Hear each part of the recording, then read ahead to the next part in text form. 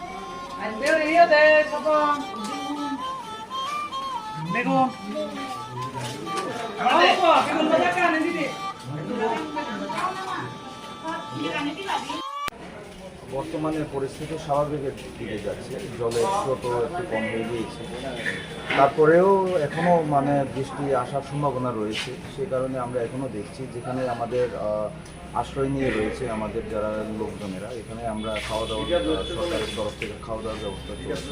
আমি বিভিন্ন যে জায়গাগুলো আমি পরিদর্শন করছি কীভাবে রয়েছেন, কোনো সুবিধা হচ্ছে কি আমাদের সঙ্গে পঞ্চায়েত সেক্রেটারি যারা রয়েছেন তারা রয়েছেন এবং এসডিএম অফিসে যারা আধিকারিক আছেন তারাও ভিজিট করছেন।